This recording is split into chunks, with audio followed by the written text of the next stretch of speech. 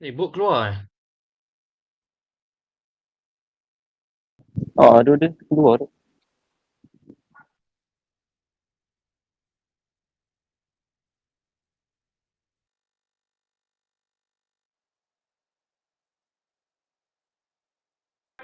Weh Zahir, suara aku bergema tak? Okey je. Okey. Sekejap ya.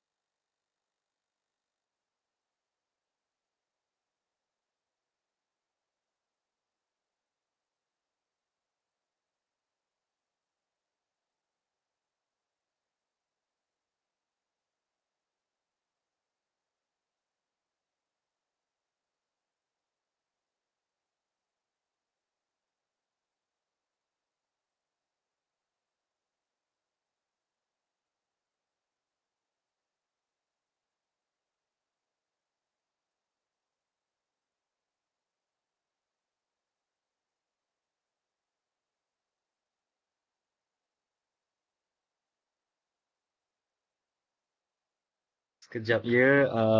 Nampaknya ada masalah teknikal. Dalam 2 minit lagi akan start.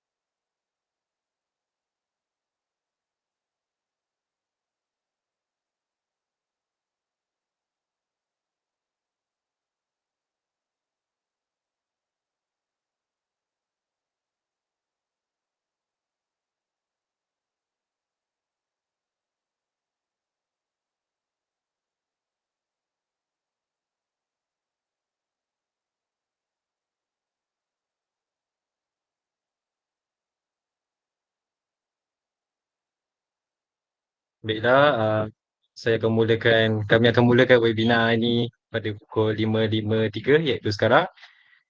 Baik, Assalamualaikum warahmatullahi wabarakatuh dan salam sejahtera kepada hadirin sekalian. Pada hari ini, kita semua bersama-sama akan membicarakan tentang sebuah topik dalam webinar hari ini. Topik yang akan kita bicarakan adalah tentang topik mencontohi akhlak dan pengurusan emosi Rasulullah sallallahu alaihi wasallam dalam menangani cabaran kehidupan seharian sebagai khalifah Allah di muka bumi ini. Tahukah anda, sebenarnya kita semua merupakan khalifah di atas muka bumi ini, tidak kira jantina. Ini kerana, seperti yang kita tahu, khalifah bermaksud ketua yang segalanya dalam status yang baik-baik sahaja. Bagi kaum Adam, walaupun anda merupakan seorang individu yang masih belum remaja ataupun dewasa, ini juga boleh dituju kepada kanak-kanak ya.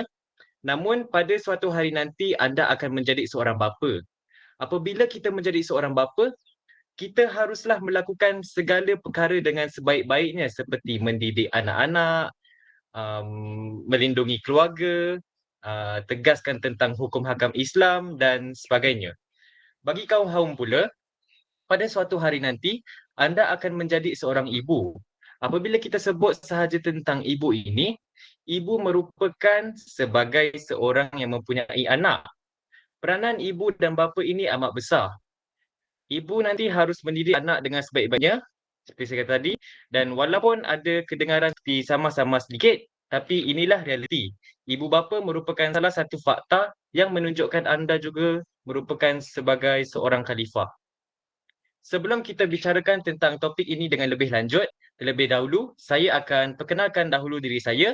Hai semua, nama saya Muhammad Zaris bin Muhammad Zaidain. Saya merupakan mahasiswa di IPG Kampus Tun Hussein On, PPISMP.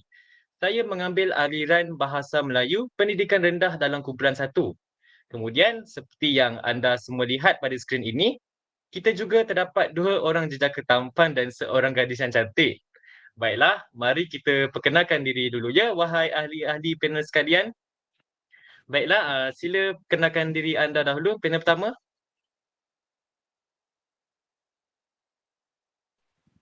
Assalamualaikum warahmatullahi wabarakatuh. Nama saya adalah Muhammad Adi Faisal bin Hafizal. Saya akan menjadi speaker lah untuk topik ni. Terima kasih.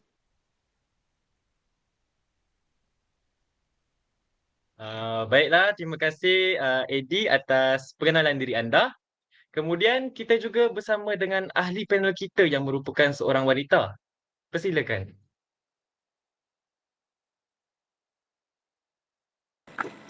Baiklah, Assalamualaikum warahmatullahi wabarakatuh. Nama saya Nurin Atika binti Nur Muhammad. Saya merupakan mahasiswa di IPG Kampus Temenggong Ibrahim dan saya merupakan pelajar PPISMP Bahasa Melayu Kumpulan 3 dan pada hari ini saya merupakan panel kedua untuk webinar pada hari ini. Sekian, terima kasih. Baik, terima kasih kepada Nurin atas pengenalan diri anda. Baik semua, mari kita dengar kepada ahli panel kita yang ketiga hari ini. Silakan. Assalamualaikum warahmatullahi wabarakatuh. Saya Ahmad Buhari bin Syahrizan, merupakan seorang pelajar di UiTM Pasir Gudang, mengambil aliran kejuruteraan elektrik bidang kuasa. Saya merupakan panel ketiga pada webinar hari ini.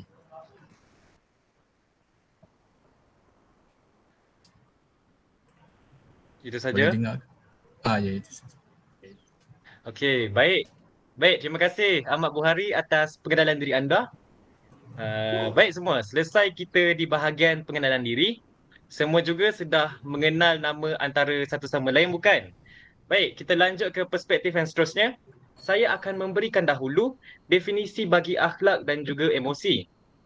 Baiklah, menurut Kamus Dewan Bahasa Melayu, Dewan Bahasa dan Pustaka, akhlak ini bermaksud jamak bagi khuluk, iaitu budi pekerti, kelakuan, tabiat dan erti kata lain tingkah laku. Manakala, menurut Mustafa Daud pada tahun 1991, Beliau mentakrifkan akhlak sebagai gambaran hati yang melahirkan gerak-geri, tingkah laku dan tata tertib dalam pergaulan seseorang atau membawa erti tabiat atau perangai. Menurut Muhammad Nasir Omar pada tahun 1986 pula, akhlak adalah istilah yang diperkenalkan oleh orang Islam dan berasal dari bahasa Arab, jamak kepada perkataan huluk. Bagi maksud emosi pula, menurut Kamus Dewan Bahasa Melayu Bahasa dan Pustaka, emosi ditakrifkan sebagai perasaan jiwa yang kuat seperti sedih, gembira, takut dan lain-lain. Perasaan-perasaan yang kuat ini akan mempengaruhi tindak balas luaran sama ada pada perubahan tubuh fizikal, terkawal seperti mimik muka dan tidak terkawal seperti badan berpeluh kerana ketakutan. Contohnya macam apabila kita melakukan sesuatu aktiviti yang seronok dengan melakukan aktiviti bersama rakan-rakan di taman tema air ke, bermain apa-apa sukan dan sebagainya, mesti kita akan merasa gembira, lalu melalui perasaan gembira tu akan membuatkan mimik muka kita menjadi gembira. Sama juga apabila dalam ekspresi takut, apabila kita masuk ke rumah hantu di fun fair, carnival dan sebagainya, mesti kita akan merasa takut, lalu degup jantung kita pun akan jadi lebih laju dan ekspresi muka kita juga menjadi takut, iaitu dengan kening kita, mata kita jadi layu dan sebagainya. Namun jika kita mengambil istilah emosi dari sudut psikologi, emosi merupakan bahasa dalaman seseorang yang berkait rapat dengan tindak balas iaitu fizikal daripada sensitiviti perasaan dalaman dan luaran iaitu pergaulan sosial. Ia adalah suatu pergerakan dalam minda yang dikeluarkan oleh pengaruh luaran. Allah Subhanahu Wa Taala berfirman dalam surah Al-Ahzab ayat 21. Laqad kana lakum fi Rasulillahi uswatun hasanatul liman kana yarjullaha wal yawmal akhir wa zakarallaha katsira. Maksudnya, sungguh telah ada pada diri Rasulullah itu suri teladan yang baik bagimu, iaitu bagi orang yang mengharap rahmat Allah dan kedatangan hari kiamat dan yang banyak mengingat Allah. Secara etimologi, akhlak berasal dari bahasa Arab yang merupakan bentuk jamak dari khuluq. Kata tersebut artinya perilaku dan tabiat manusia sejak lahir. Sheikh Mahmud Al-Mishri dalam Ensiklopedia Akhlak Rasulullah Jilid 1 mengatakan Ar-Rahib memaknai Al-Khuluq sebagai kekuatan dan karakter yang ditemukan dengan mata batin. Baik, marilah kita kembali kepada topik utama kita tentang akhlak dan pengurusan emosi Rasulullah sallallahu alaihi wasallam dalam menangani cabaran kehidupan harian kita sebagai khalifah Allah di atas muka bumi ini. Baik, mari kita dengarkan dahulu hujah panel pertama kita iaitu Eddie Akasha. Eddie, apakah contoh akhlak dan pengurusan emosi Rasulullah sallallahu alaihi wasallam dalam menangani cabaran kehidupan seharian sebagai khalifah Allah dan bagaimanakah kita boleh terapkan amalan baginda tersebut dalam kehidupan kita? Silakan. Baiklah, pertama sekali saya nak ucapkan terima kasih kepada moderator iaitu Muhammad Zarif kerana dah mengajukan soalan kepada saya. Baiklah, pertama sekali, contoh akhlak Rasulullah SAW dalam menangani cabaran kehidupan sebagai seharian sebagai khalifah Allah adalah baginda sentiasa ikhlas dalam apa jua jenis perkara. Rasulullah SAW terkenal dengan keikhlasannya, terutama dalam beribadah. Al-Kafawi telah mendefinisikan ikhlas ini sebagai meniatkan ibadah sehingga hanya Allah semata yang disembah. Ada dua perkara yang boleh kita lakukan untuk mengikut contoh akhlak ikhlas Rasulullah SAW. Pertama kali, kita perlu membuang sifat tamak. Contohnya, apabila kita melakukan satu perkara itu, biarlah kita ikhlas penuhnya. Janganlah kita membantu seorang dalam membuat satu perkara itu untuk mendapat habuan atau ganjaran kerana kita telah membantu mereka. Hal ini sekaligus telah menunjukkan bahawa kita ni merupakan seorang yang tamak. kerana kita melakukan perkara tu untuk mendapatkan ganjaran sahaja. Saya pasti bahawa sifat ni juga merupakan sifat yang dimurkai oleh Allah SWT, kerana kehidupan seperti tersebut seolah-olah menunjukkan bahawa hidup kita ni lebih untuk mengejar harta daripada pahala. Kedua, kita juga perlu jauhi sanjungan dan pujian, terutama sekali apabila kita melakukan sebuah perkara yang dapat dilihat dengan orang lain. Contohnya, kita membuat aktiviti gotong royong, melakukan solat jemaah di masjid, memasukkan wang dalam tabung masjid dan sebagainya. Janganlah kita melakukan segala amalan kebaikan tersebut semata-mata mahu mendapat imej dan pujian oleh masyarakat.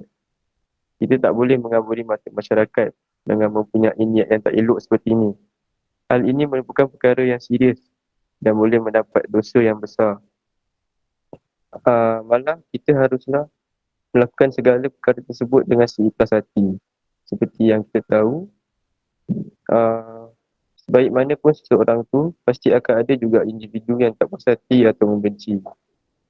Itulah cabarannya, dan sebagai hamba Allah dan juga seorang insan yang mengidolakan segala perbuatan Rasulullah SAW, kita mestilah mengikuti segala akhlak yang telah dilakukan oleh baginda Rasulullah SAW agar kehidupan kita ni sentiasa dirahmati Allah. Dari segi pengurusan emosi pula, Rasulullah SAW menguruskan emosi marah dengan banyakkan berzikir. Melalui berzikir, dia dapat menenangkan jiwa seseorang, kerana perbuatan berzikir ni dia akan membuatkan seseorang tu mengingati kepada Allah SWT.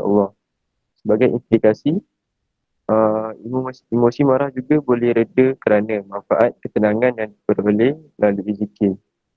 Jadi, apabila kita menghadapi cabaran yang membuatkan emosi kita dalam berasa marah, berzikirlah, kerana melalui cara ini, insyaAllah semuanya berada dalam keadaan baik-baik saja. Okay, terima kasih. Jadi baik saja. Baiklah, terima kasih Eddie atas hujahan anda. Saya amat bersetuju dengan apa yang baru sahaja diperkatakan oleh anda. Ikhlas ini merupakan sifat yang amat suci dan saya berharap agar kita semua sentiasa reda dan ikhlas dalam menghadapi cabaran. Contohnya apabila kita diberikan tugasan, diharapkan agar kita semua mempunyai sifat husnuzon dan berfikiran baik-baik sahaja terhadap tugasan yang kita terima itu. Melalui pengurusan emosi dengan berzikir, apabila berasa marah juga, saya setuju. Semarah mana pun sekali kita, segeralah berzikir kepada Allah Subhanahu Wa Taala. Turut juga mengucapkan 2 kalimah syahadah agar tidak melakukan sebarang perkara yang tidak diingini. Baiklah, tanpa membuang masa, mari kita dengarkan kepada ahli panel kita yang kedua, iaitu Nurin Atikah. Baik Nurin, berdasarkan pengetahuan anda, apakah contoh akhlak Rasulullah SAW dalam menangani cabaran kehidupan seharian dan pengurusan emosi sebagai khalifah Allah, dan bagaimanakah kita boleh terapkan amalan baginda tersebut dalam kehidupan kita? Baiklah, terima kasih kepada moderator kerana turut menanyakan saya tentang soalan ini. Contoh akhlak Rasulullah SAW dalam menangani cabaran kehidupan seharian sebagai khalifah Allah adalah baginda jujur dalam melakukan apa-apa jenis aktiviti yang dilakukan dalam hadapi cabaran kehidupan sebagai khalifah Allah. Nabi Muhammad SAW memiliki sifat siddiq, iaitu jujur. Kejujuran beliau sudah diasah sejak kecil lagi. Saat baginda ikut berdagang bersama bapa saudaranya, iaitu Abu Talib. Kejujuran adalah salah satu bukti keimanan seseorang. Kejujuran akan mengantarkan hidup menuju ketenangan. Dalam sebuah hadis yang berasal dari Abu Muhammad Al-Hasan bin Abi Talib meriwayatkan bahawa aku menghafalkan sabda Rasulullah SAW, tinggalkanlah apa yang meragukanmu pada apa yang tidak meragukanmu. Sesungguhnya kejujuran lebih menenangkan jiwa, sedangkan dusta menggelisahkannya. Oleh itu, untuk perbuatan jujur, Rasulullah SAW sebagai contoh bagi kita hadapi aktiviti harian. Kita tak boleh menipu dalam melakukan sesuatu tugasan ataupun apabila kita telah melakukan sesuatu kesalahan seperti yang kita semua tahu, walaupun terdapat fakta yang sukar untuk diterima, kita perlu terima kepahitannya dengan seadanya. Janganlah kita menipu kerana menipu boleh membuatkan seseorang itu menerima mesej ataupun informasi yang salah. Sebagai implikasinya, perkara ini boleh memberi kecelakaan kepada diri mereka jika penipuan kita itu dalam perkara yang serius. Bukan itu sahaja. Apabila kita bercakap berkenaan jujur ni, ia juga merangkumi dalam tugasan yang kita lakukan. Sebagai contoh, apabila kita diberikan mandat untuk menjalankan sesuatu tugasan, janganlah kita mengambil jalan yang mudah dengan mengambil tugasan tersebut dengan sewenang-wenangnya. Bab kata pepatah, secara hangat-hangat tai ayam, pada masa yang sama, janganlah kita juga melakukan penipuan dalam tugasan kita, iaitu melalui plagiat kerja orang lain. Contohnya ketika kita buat assignment dalam tugasan di IPG ataupun mana-mana universiti, dan lalu menjadikan hasil kerja tersebut sebagai kerja sendiri. Sudah terang lagi bersulur bahawa sifat tersebut adalah sifat yang tidak jujur. Sifat tidak jujur ni merupakan amalan yang berdosa kerana kita juga boleh melabelkan ketidakjujuran dalam melakukan sesuatu tugasan dengan mencuri hasil karya orang lain. Sebagai mencuri. Mencuri adalah perbuatan yang membolehkan seseorang itu mendapat dosa besar. Oleh itu, walau apa jua jenis cabaran yang kita hadapi sekalipun, dalam cabaran kehidupan seharian kita sebagai khalifah, kita mestilah sentiasa berlaku jujur dan jangan menipu agar kehidupan kita tidak dimurkai oleh Allah SWT. Melalui pengurusan emosi pula, dalam emosi kita yang marah, baginda menguruskan emosi marah melalui berwuduk. Hal ini kerana berwuduk akan membuatkan kemarahan seseorang itu menjadi reda kerana air yang telah dialirkan kepada anggota badan membuatkan seseorang berasa segar. Contohnya, air dialirkan kepada muka, tangan, kaki, masukkan air ke dalam mulut, kemudian kumur dan sebagainya. Oleh itu, sekiranya kita berada dalam keadaan marah, segeralah ambil wuduk supaya kita tidak berlaku perkara yang tidak diingini. Itu sahaja daripada saya. Wah, jelas sekali saya dengan hujahan yang diberikan oleh Nurul dalam topik ini. Saya pasti yang lain juga turut faham dengan apa saja yang baru diperkatakan oleh Nurin tadi, bukan? Saya setuju. Kejujuran ini amat diperlukan dalam setiap insan. Melalui kejujuran ini jugalah kita dapat menjadi seorang insan yang soleh dan sentiasa takut akan azab yang diberikan oleh Allah Subhanahu Wa Taala jika kita tidak berlaku jujur. Hujahan pengurusan emosi Nurin tentang berwuduk juga saya setuju. Air ini adalah sumber bumi yang diturunkan oleh Allah. Jadi sebagai hambanya, kita manfaatkanlah air dengan mengambil wuduk. Kita juga boleh minum air dan mandi untuk meredakan kemarahan kita. Baik, tanpa membuang masa, mari kita pula pergi kepada ahli panel kita yang ketiga, iaitu siapa lagi kalau bukan Ahmad Buhari. Baik Bu Hari, seperti saja yang tadi saya tanya kepada dua ahli panel yang lain, apakah contoh akhlak dan pengurusan emosi Rasulullah sallallahu alaihi wasallam dalam menangani cabaran kehidupan seharian sebagai khalifah Allah dan bagaimanakah kita boleh terapkan amalan baginda tersebut dalam kehidupan kita? Persilakan.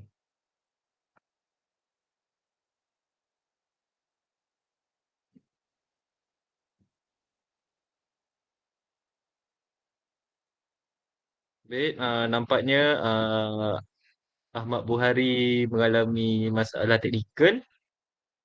Sekejap, baik, itu dia.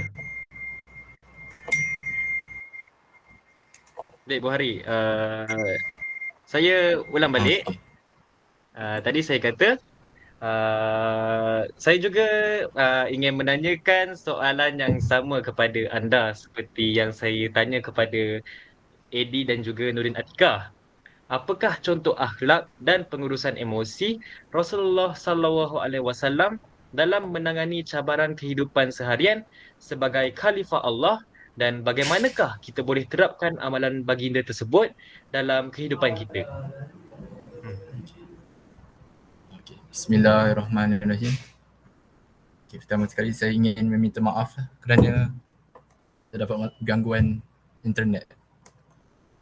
Okay, saya ingin mengucapkan terima kasih kepada moderator kerana memberikan izin kepada saya untuk berhujah tentang topik ini.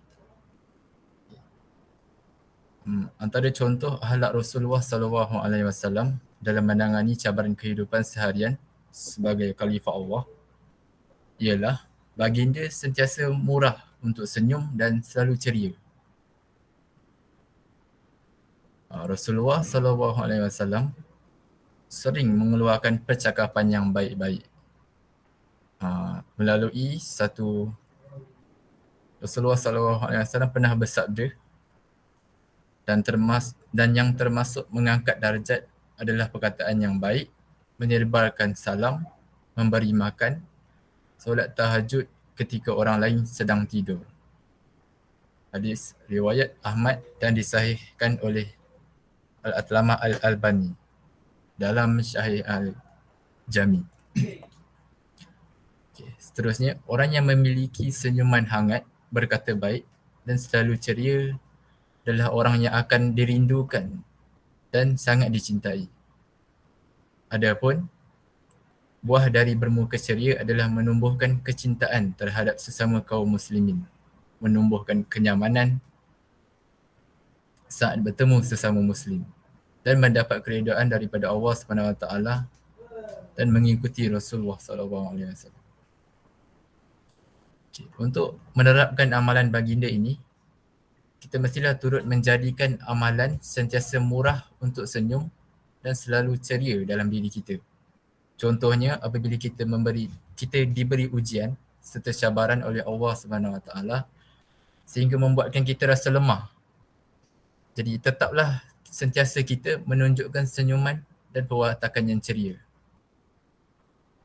Seperti yang semua tahu, menunjukkan diri kita dari luaran seolah-olah seperti seorang yang ceria dan gembira adalah sukar. Kerana melalui dalaman kita dari segi minda, emosi dan sebagainya, kita berasa sedih. Namun begitu, percayalah bahawa setiap perkara yang berlaku pasti ada hikmahnya. Cendawan pasti akan tumbuh selepas hujan. Kita harus memandang setiap perkara dengan positif atau kata lain secara husnuzon. Melalui cara ini, insya-Allah bahawa kita juga boleh mengikut amalan akhlak yang dilakukan oleh Rasulullah SAW dalam menghadapi cabaran kehidupan. Oleh itu, kita mestilah sentiasa senyum dan sentiasa ceria walaupun diri berasa penat. InsyaAllah segala urusan kita akan dipermudahkan oleh Allah SWT. Okay.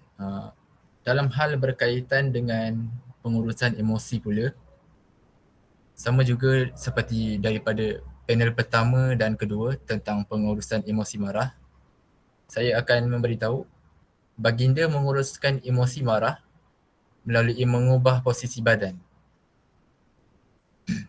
Seperti yang kita tahu, jika baginda marah, baginda Rasulullah SAW akan duduk. Dan jika kemarahannya tidak reda, Rasulullah SAW akan baring. Dan oleh itu, marilah kita mengikut perkara yang dilakukan oleh Rasulullah SAW. Okey, saya rasa sehingga itu saja.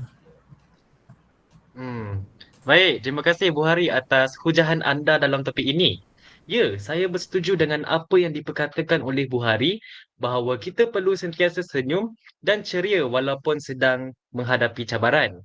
Dalam pada perspektif yang lain juga, apabila kita sentiasa senyum dan menjadi ceria, ia berpotensi untuk mengelakkan diri kita dari menghidap penyakit. Contohnya penyakit darah tinggi, kemurungan dan sebagainya. Ini kerana senyuman itu sebenarnya adalah ubat. Melalui perwatakan kita yang ceria, segala tekanan yang sedang dialami oleh kita insya-Allah dapat berkurangan. Dalam aspek yang apabila kita semakin rendahkan posisi badan yang tadi Ahmad Bukhari kata, iaitu duduk dan baring dapat meredakan kemarahan. Perkara ini berlaku kerana apabila kita duduk dan baring, anggota badan kita iaitu kaki akan rehat. Pada masa yang sama, nafas juga akan menjadi lancar apabila kita menarik nafas dalam keadaan rehat, iaitu tidak menggunakan tenaga yang banyak, gunakan tenaga secara minima. Apabila kita berdiri, kita menggunakan tenaga kita pada kaki, tapi apabila kita semakin duduk dan semakin baring, kaki kita rehat dan itu juga membuatkan kita berasa senang untuk bernafas dan tidak berasa sukarlah, tidak berasa sukar. Baik, saya juga ingin menambahkan pujahan saya tentang topik ini. Bagi saya, antara akhlak Rasulullah sallallahu alaihi wasallam adalah baginda yakin dan tawakal walaupun ditimpa cabaran. Rasulullah sallallahu alaihi wasallam terkenal dengan keikhlasannya terutama dalam beribadah. Kita boleh menjadikan akhlak baginda ini iaitu yakin dan tawakal walaupun kita sedang menghadapi cabaran. Sebagai contoh, apabila kita sedang menghadapi ujian yang diberikan oleh Allah Subhanahu Wa Taala, kita mestilah sentiasa meneruskan dengan menjadi yakin terhadap diri sendiri dan sentiasa bertawakal kepada Allah Subhanahu Wa Taala dengan sebaik-baiknya. Dalam dunia ini, pasti akan ada situasi yang membuatkan kita tidak berasa yakin pada diri sendiri, sekurang-kurangnya sekali. Contoh situasi adalah apabila kita telah melibatkan diri dalam sesuatu aktiviti ataupun pertandingan yang menyebabkan kita perlu berdaya saing dengan individu lain yang lebih berkemahiran daripada kita. Oleh itu, melalui kita menjadikan akhlak Rasulullah sallallahu alaihi wasallam sebagai suri teladan, kita perlu berasa yakin dan teruskan bertawakal kepada Allah Subhanahu Wa Taala untuk mendapatkan bantuan dan perlindungannya. Dalam pada itu, perkara ini juga dapat membentuk kita sebagai hamba yang bertakwa kerana walaupun kita dalam keadaan yang lemah, kita tidak juga yakin pada diri sendiri dan sebagainya dalam menghadapi cabaran dunia, kita masih ingat terhadap Allah Subhanahu Wa Taala. Natijahnya, dengan mengikuti akhlak Rasulullah sallallahu alaihi wasallam iaitu sentiasa menjadi yakin dan tawakal walaupun ditimpa cabaran, ternyata bahawa kita menjadikan Rasulullah sallallahu alaihi wasallam ini sebagai contoh dalam menjalani kehidupan harian apabila hadapi cabaran. Baiklah, saya rasa kita sudah sampai ke penghujungnya. Sebagai kesimpulan, diharapkan agar kita semua dapat mengikut segala akhlak dan pengurusan emosi Rasulullah sallallahu alaihi wasallam. Marilah kita semua yang merupakan umat Islam ini menyemarakkan lagi contoh yang dilakukan oleh Rasulullah sallallahu alaihi wasallam agar semua masyarakat tidak kira kaum, agama dan bangsa juga memperoleh manfaat yang sama. Sebagai implikasi, insya-Allah insya-Allah bahawa kita semua dapat hidup dalam keadaan yang aman dan harmoni. Sebelum kita akhiri webinar ini, saya ingin mengucapkan ribuan terima kasih yang tak terhingga kepada ahli panel yang terlibat dalam sesi webinar ini. Ya, Eddie, Nurin, Buhari dan juga penonton-penonton yang menyaksikan webinar ini. Saya juga ingin meminta maaf jika sepanjang webinar ini terdapat kelemahan-kelemahan yang terdapat dan juga jika saya ada tersalah bahasa dan sebagainya. Akhir kata, semoga kita semua sentiasa dilindungi oleh Allah Subhanahu Wa Taala dan sentiasa dilimpahkan rezeki serta hidayah yang melimpah ruah olehnya. Sekian, terima kasih.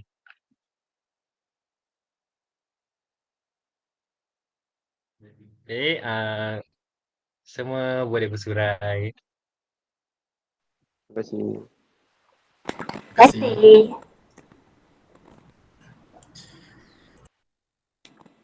Baik, terima kasih semua.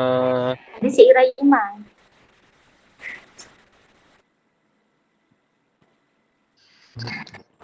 Cikgu Raima. Cik Raima ada ke?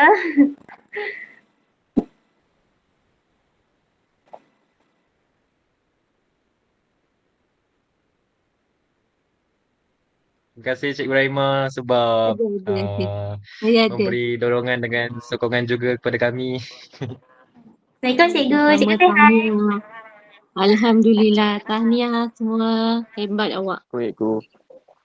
Terima Ya, kasih. saya menjadi pendengar.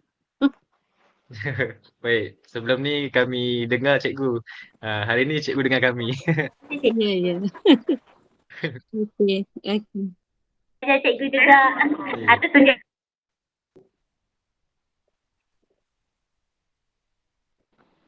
Baik. Terima kasih cikgu, terima kasih Zarif. Okay. Terima kasihlah Nurin. Okay, terima kasih juga Fakrul, Syafi'i Sama. terlibat. Okey, terima kasih semua. Terima kasih, terima kasih. Terima kasih cikgu. Tahniah. Hebat. Okey. Terima kasih. Terima kasih.